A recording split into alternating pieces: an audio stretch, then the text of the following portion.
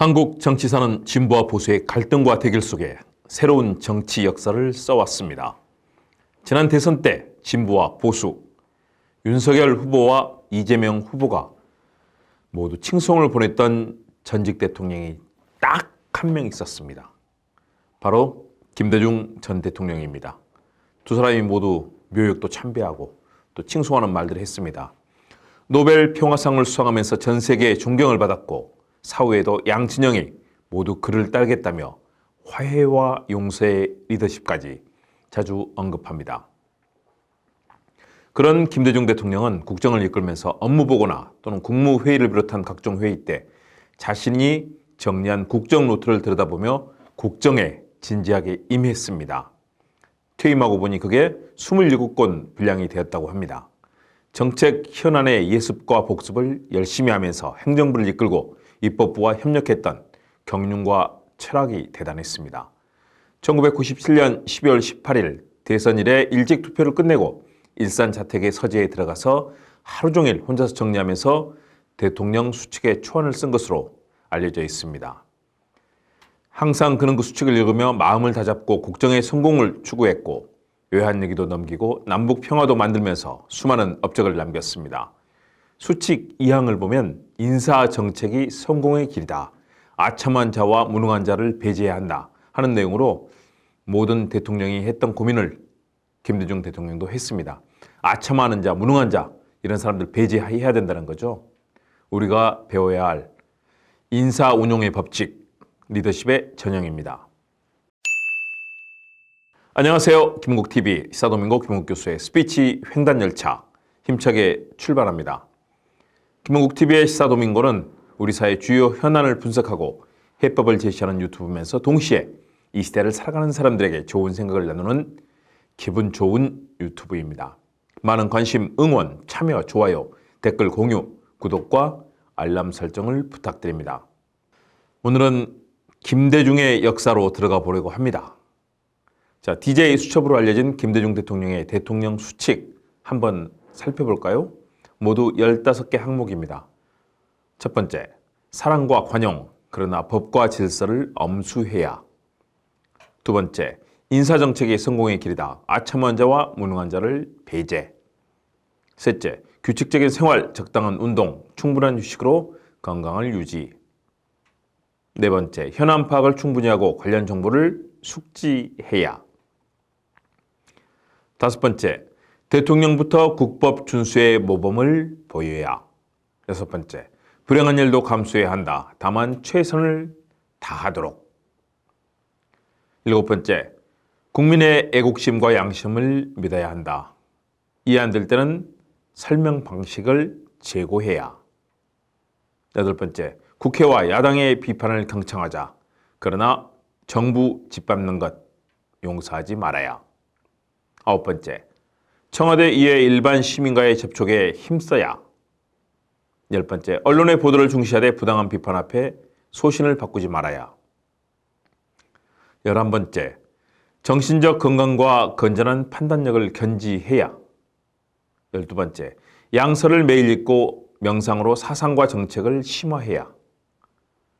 13번째, 21세기 대비를 하자. 나라와 국민의 미래를 명심해야. 14번째, 적극적인 사고와 성공의 상을 마음에 간직. 15번째, 나는 할 수 있다. 하느님께서 같이 계시다. 15개 항목입니다. 마지막 종교적인 부분까지 김대중 대통령이 15개 수칙을 정했습니다. 참 대단합니다. 대통령으로서 일반 국민도 아닌 대통령으로서 이런 하나하나를 준수하겠다는 다짐을 했습니다. 자, 그 내용을 하나씩 살펴볼까요? 첫 번째, 사랑과 관용, 그러나 법과 질서를 엄수해야. 자, 매사에 사랑과 관용으로 최선을 다하되 사회의 정상적인 작동을 위해서는 법과 질서도 지켜야 한다는 국정 최고 지도자의 책임감, 사회의식이 잘 나타나 있습니다. 사랑과 관용 쉽지 않지만 그렇게 하겠다는 거죠.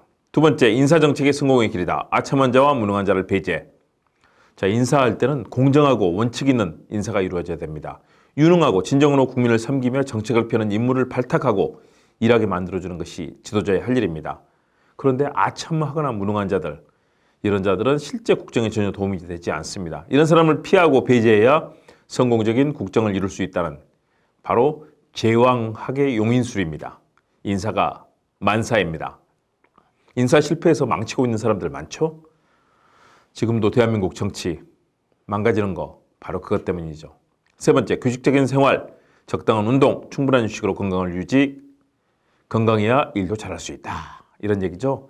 건강의 중요성을 충분히 인식하고 있었습니다. 네 번째, 현안 파악을 충분히 하고 관련 정보를 숙지해야. 자, 국정 현안을 다루고 잘못 다루거나 때를 놓치면 국가의 운명까지 위태롭게 됩니다. 현안에 대한 충분한 파악과 분석, 향후 전망과 관련된 중요 정보를 알아야 성공적인 대처를 하게 됩니다. 무식한 지도자, 제때 정보를 제대로 파악하고 있지 못한 지도자는 국가를 파멸과 실패로 이끕니다. 다섯 번째, 대통령부터 국법 준수의 모범을 보여야 스스로 앞장서서 국법을 지키는 법치주의자, 의회주의자, 민주주의자의 면모를 잘 볼 수 있습니다. 여섯 번째, 불행한 일도 감수해야 한다. 다만 최선을 다하도록. 힘들고 어려운 일 늘 생길 수 있습니다. 매사 잘 될 수만 없습니다. 이를 잘 받아들이되 최선을 다해 해법을 마련하고 참모들이나 관료들과 함께 해결에 적극 나서야 합니다. 일곱 번째, 국민의 애국심과 양심을 믿어야 한다. 이해 안 될 때는 설명 방식을 제고해야 바로 국민이 중심이라는 거죠. 힘든 일이 닥쳐도 국민들이 가진 애국심, 현안에 대한 진지하고 현명한 대처를 믿고 가야 한다. 그런 내용입니다. 소통이 잘 안 될 때는 여러 방법과 수단으로 성공적인 결과를 만들어내는 것이 지도자가 해야 될 일입니다. 소통 포기하는 거, 아니면 하지 않는 거, 불통, 제멋대로 하는 거, 이건 지도자가 아닙니다. 깡패고 무례배죠. 여덟 번째, 국회와 야당의 비판을 경청하자. 그러나 정부 짓밟는 것 용서하지 말아야. 국가는 행정부만으로 운영이 될 수 없습니다. 검찰, 사법부만으로, 검찰만으로 국가 운영 안 되는 거죠. 지금 검사공화국이라고 하죠. 안 되는 거죠. 견제감시, 타협, 협력의 대상인 입법부와 야당까지도 경청하는 협치를 위해 김대중 대통령이 노력했습니다. 바로 진정한 의회주의자, 민주주의자였습니다. 아홉 번째, 청와대에 의해 일반 시민과의 접촉에 힘써야. 자, 권력 집단이나 상층부뿐만 아니라 국민들의 생생한 목소리를 듣기 위해 여론을 파악하고 노력했던 그런 모습. 보고에만 의존하지 않고 생생하게 민심을 청취했던, 그래서 쓴소리하는 분들도 자주 만나고 일반 시민을 보고자 했던 그런 진정한 지도자였습니다. 열 번째, 언론의 보도를 중시하되 부당한 비판 앞에 소신을 바꾸지 말아야. 언론과의 소통도 게을리하지 않고 기자회견이라든가 인터뷰 등을 통해서 소통을 합니다. 그러나 부당하게 권력이나 군부의 편에서 비난하거나 또는 잘못된 비판을 하는 언론에게 굴하지 않고 소신을 지킨 진정한 대인의 풍모를 볼 수 있습니다. 과거에 조중동 어땠습니까? 보수 언론들. 김대중 대통령 그렇게 짓밟았지만 김대중 대통령 소통을 했습니다. 11번째, 정신적 건강과 관련된 건전한 판단력을 견지해야 됩니다. 정신적 건강과 또 건전한 판단력을 갖기에 노력했고, 주요 현안을 파악하기 위해서는 정확한 정보에 근거해서 현명한 그런 판단력, 분석력이 필요합니다. 12번째, 양서를 매일 읽고 명상으로 사상과 정책을 심화해야. 감옥에서도 수많은 책을 읽고 지적 탐색을 게을리지 않았던 지식인, 투쟁가의 면모가 바로 김대중 대통령이죠. 많은 책을 읽고 많은 책을 썼고요. 그에게는 수불석권, 손에서 책을 놓지 않는다, 이런 고사성어가 어울리는 그런 지도자의 경륜, 명민함을 볼 수 있습니다. 13번째, 21세기 대비를 하자. 나라와 국민의 미래를 명심해야.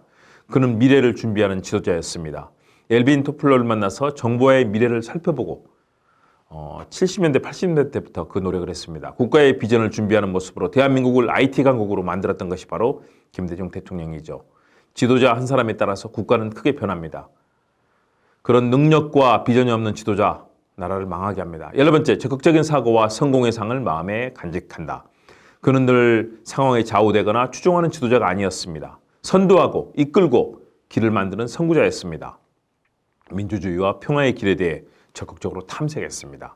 그래서 한반도 평화와 지구촌의 안정을 이루는 세계적인 지도자로서 세계 곳곳에 존경과 사랑을 받고 노벨 평화상을 받았습니다. 아직도 우리나라에서 받는 사람 없고 일본에도 없죠.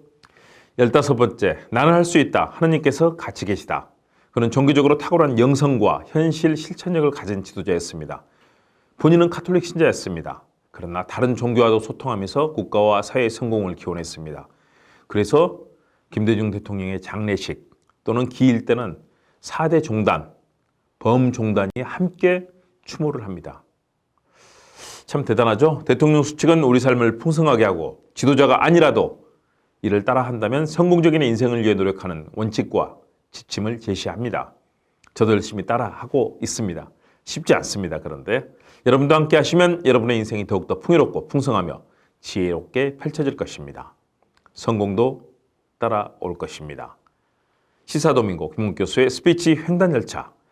오늘은 김대중 대통령의 대통령 수칙, 국정 운영에 대한 여러 가지 지침에 대한 이야기차 운행을 했습니다. 함께 해주셔서 고맙습니다. 다음 시간에 뵙겠습니다.